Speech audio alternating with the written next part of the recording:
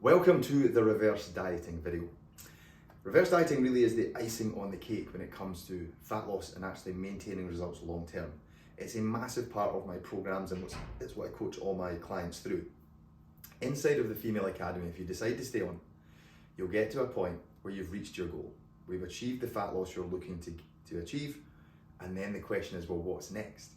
Most diets out there will leave you hanging. You've no idea what to do next. You followed Atkins, Cambridge, Keto, Juice Plus, Weight Watchers, Slimming World. You lost the weight.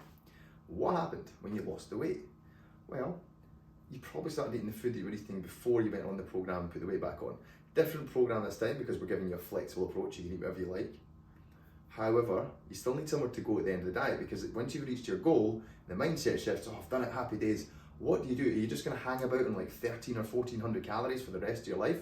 I can guarantee you, you will not maintain results doing that. You'll constantly feel restricted and you'll constantly get annoyed and you'll never be able to do it with social occasions and holidays and birthdays. You need to have a plan in place after the diet to bring the calories back up. Now, I know this can be super scary. Every client I work with through this process is terrified to do it because they've always assumed if they eat more food, they're going to gain weight, and that's logical, right? Because you've done it in the past and of course you've gained weight, but you haven't done it properly. That's the issue. When we're reverse dieting, we need to increase calories slowly.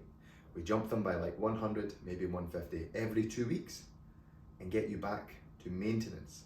Because think of it this way, calorie maintenance is the volume of food you're required to maintain your weight. If you remember that from week 1 videos, maintain your weight, you're in a calorie deficit, you're losing weight, you've reached your goal, so we can now increase calories back up to maintenance. If I do one big jump, your weight might hold steady, you might rebound. It can be quite daunting though, just doing one big jump. Your digestive system often doesn't like it. You feel a bit bloated, you see the scales move because of water retention, because you're eating more carbohydrates, and you freak out. So doing it slowly removes all the fear. So think of it this way, 1400 calories you finish the diet on. For argument's sake, let's make it easy, we increase calories by 100 every 2 weeks. We go 1500, then we go 1600 for 2 weeks, 1700, 1800, 19, we get to 2000 calories. How do you know what number to shoot for? There's a video underneath this that explains all this in detail, but you'll get a calorie calculator, enter your details, gives you a number. That's a rough range for you to shoot for.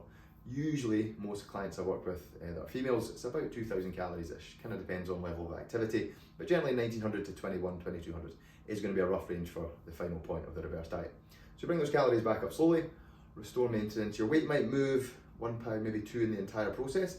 The reason being you're eating more food, which weighs more in your system, and you're eating more carbohydrates, which result in water retention in the muscle cell. Neither of these things are a bad thing, so don't worry, you're not gaining body fat. Bring calories back up, get back to maintenance, and then happy days. Great place to be. Now sit at maintenance for maybe 4 weeks tracking food, just so you can kind of embed this new set point. You've built yourself up to 2000 calories, get used to that, get used to the meal structure. And the cool thing is we're not changing all the food you're eating and bringing in all this different food. It's just the same foods, we're just eating more of it, right? Because you've got a wide range of food in your diet. So we get to 2000, track for 4 weeks, and now the trick is to come off tracking. We slowly start to pull off. So we track for a day, we take 2 days off tracking. We track for a day, we take a week off, or 5 days off tracking. We track the weekends, we don't track during the week, and you'll quickly realise you no longer have to rely on MyFitnessPal when you do this. And that is the end-to-end point.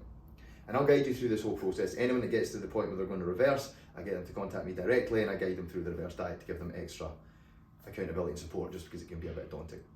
So you might not be there yet, you've got a bit to go, right? Cool. Well, that's the point of the academy. After the challenge, you move into the academy, get to your goal, and then we'll guide you through the reverse process. All right, so there's a video below here that talks about implementing a reverse diet, how it all works, just to build on what I was talking about here, but it's something to consider, and it's going to be the holy grail for getting to your goal and actually maintaining the results long term. Hope all this makes sense, guys. Any questions, pop them in the group.